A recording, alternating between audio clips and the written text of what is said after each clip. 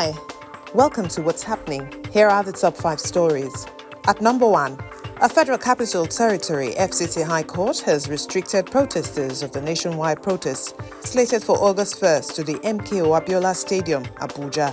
Sylvanus Orji, the presiding judge, gave the order Wednesday while ruling on an ex parte motion by Minister of the FCT Nyesom Wike. The minister had sued Omoyele Sowore, Damilare Ademola, Adama Okpabi, Tosin Hasogba, and persons unknown as first to fifth defendants.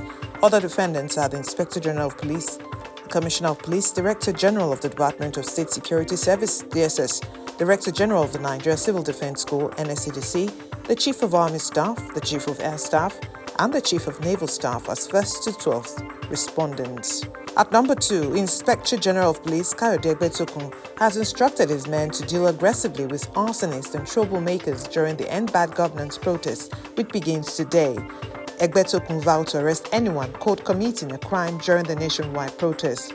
The Inspector General of Police issued the warning in a statement Wednesday. He also accused the protest organizers of neglecting to provide the police with facts about the protests, such as the names of intended participants and rally routes.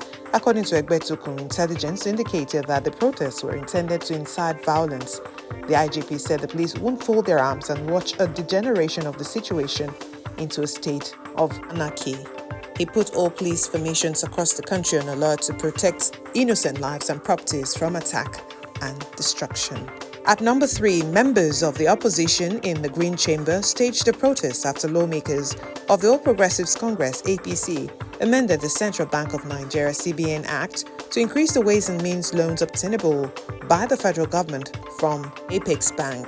Minority Leader of the House, Kingsley Chinda, had objected to the passage of the amendment, stating that it would erode the powers of the National Assembly and give room for too much discretionary power to the CBN. He proposed that it should be reduced to 2% instead of increasing it, but the matter was put to a vote and the amendment was passed. Immediately, the minority caucus staged a walkout, but later returned and protested the amendment.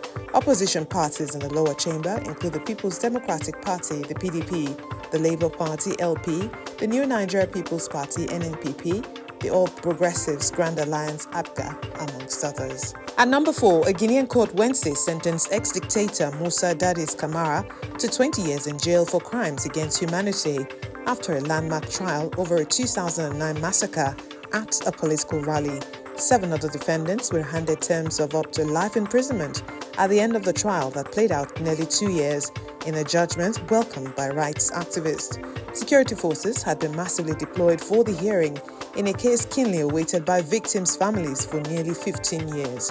Just before sentencing, the court had announced the charges would be classified as crimes against humanity. The court also ordered for compensation to be paid to the victims, running from 200 million to 1.5 Guinean francs. And at number 5, Nigeria's Super Falcons crashed out of the Paris 2024 Olympics Wednesday after a 3-1 defeat to Japan in their final group match of the women's football event. The team needed a victory with a 2-goal margin to advance from Group B, but fell short in their efforts.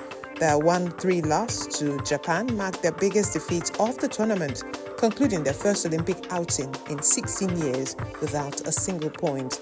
Following their 0-1 defeats to Brazil and Spain in their previous matches, the 9-time African champions were expected to deliver a strong performance against the Asian champions. So for now, see you next time on What's Happening.